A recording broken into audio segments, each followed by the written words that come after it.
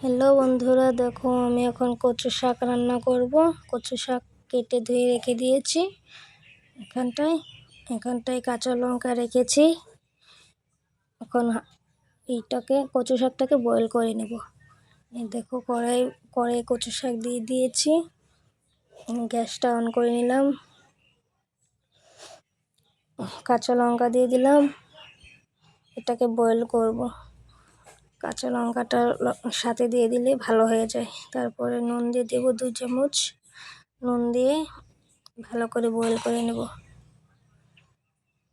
তো নুন দিয়ে বয়েল করলে আর কি ভালো হয়, ভিতরে নুনটা ঢুকে কচু শাকের, তার জন্য। এখন ঢাকনাটা দিয়ে দেবো, ঢাকনা দিয়ে বয়েল করে নেব।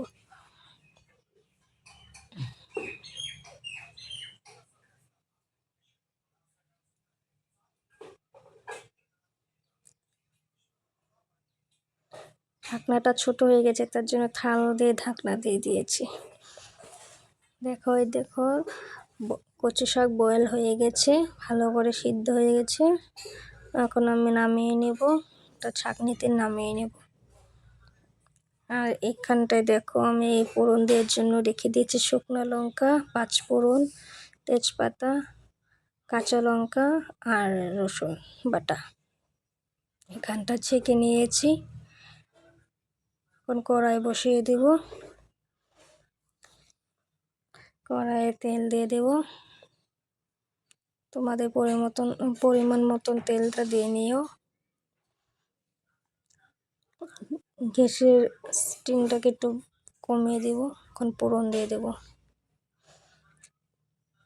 ফার্স্টে দিলাম শুকনো লঙ্কা, তারপর তেজপাতা। এখন এটা ভাজা ভাজা হয়ে যাবে। অল্প ভাজা হওয়ার পরে তারপরে 5 ফোড়ন দিয়ে দেবো। 5 ফোড়নটা আগে দিয়ে দিলে বেশি পুড়ে যাবে, তার জন্য 5 ফোড়নটা এখন দিয়ে দেব। তো ভাজা হয়ে গেছে অল্প, এখন 5 ফোড়ন দিয়ে দেব। 5 ফোড়ন দিয়ে দিলাম।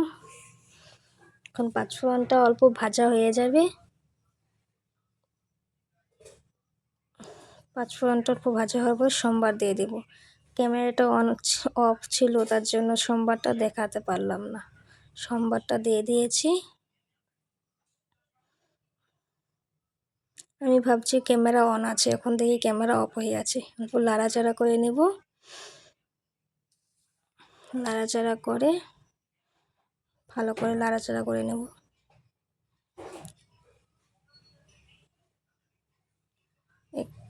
ভালো করে লাড়াচাড়া করে নিলাম। এখন এখানটায় নুন দিয়ে দিব, পরিমাণ মতন নুন দিয়ে দেব। হলুদ গুঁড়ো নুন দিয়ে দিলাম।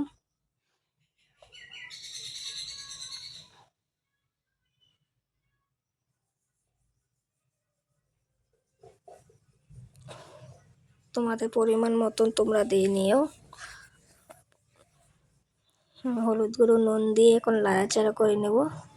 কাঁচা লঙ্কা 3টা মান কাঁচা লঙ্কা আমি ফেটিয়ে রেখেছিলাম, এটাও দিয়ে দিলাম। কচু শাকটা আর কি ঝাল আর নুনটা বেশি হলেই ভালো লাগে। বেশি না, অতিমাত্রা নয়, অল্প কম আর কি, মিডিয়াম, যার যার স্বাদ অনুযায়ী মতন দিয়ে নিও নুনটা। এখন নাড়াচাড়া করে নেব, ভালো করে মিশিয়ে নেব। ভালো করে মিশিয়ে নিয়ে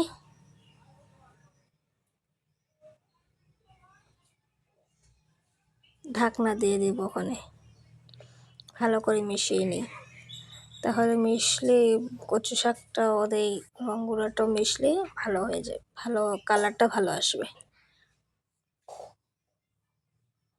তার জন্য ভালো করে মিশিয়ে নিচ্ছি।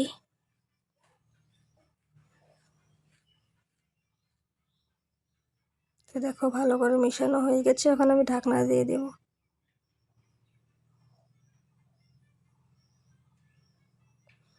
ঢাকনা দিয়ে দিলাম। অল্প টাইম রাখার পরে আবার উঠিয়ে নেব।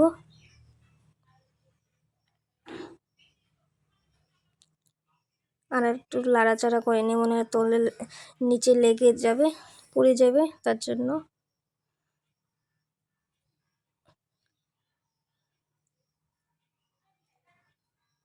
তার জন্য একটু নাড়াচাড়া করে নেব। তোমরা এইভাবে রান্না করে খেয়ে দেখো, ভালো লাগবে।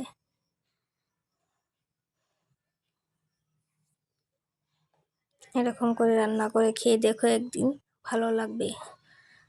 খেয়ে আমাকে বলবে কীরকম হয়েছে, কমেন্ট করে বলবে আমার রান্নাটা কেমন হলো। দেখো ভাজা ভাজা হয়ে গেছে অল্প। এবার এই কুচি করে রেখে দিয়েছিলাম, রসুন কুচি করে রেখে দিয়েছিলাম, ওটা দিয়ে দিলাম।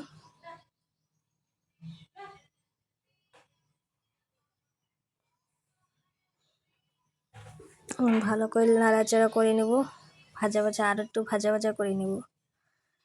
কচু শাকের কি জল জল থাকলে না গলায় চুলকাবে, তার জন্যে একটু ভাজা ভাজা করে নেব।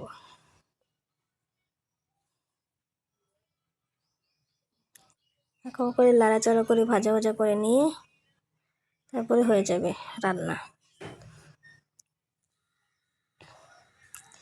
কীরকম লাগে বলো বন্ধুরা, আমি আজকে নতুন ভিডিও দিলাম।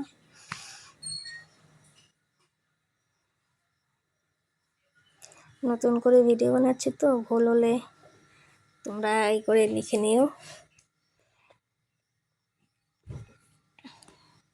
কমেন্ট করে বলবে কীরকম লাগলো। আমি একটু ঢাকনা দিয়ে দিই, এটা উঠিয়ে নিলাম। এখন দেখো শুকিয়ে গেছে কচু শাক, হয়েই গেছে। এখানে আর একটু ঢাকনা দিয়ে দেব।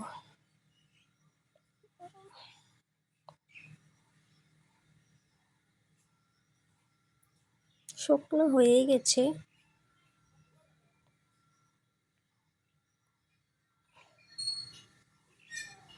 একটু ঢাকনা দিয়েছিলাম, ওটা ক্যামেরা অন ছিল না, অফ হয়েছিল।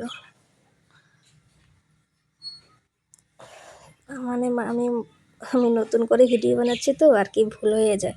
ক্যামেরা অন করতে অফ করতে একলা হাতে অফ করতে লাগে, অন করতে লাগে, তার জন্য ভুলে যাই। কচু শাকটা হয়ে গেছে, এখন আমি বাটিতে নামিয়ে নেব। দেখো কীরকম হয়েছে, দেখে বলো কীরকম হয়েছে, খেয়েও বলবে। নিজের তোমার রান্না করে খেয়ে দেখবে কীরকম লাগছে, তারপরে আমাকে কমেন্ট করে জানিও। আর লাইক করে দিও, শেয়ার করে দিও, সাবস্ক্রাইব করে দিও। বাই বন্ধুরা।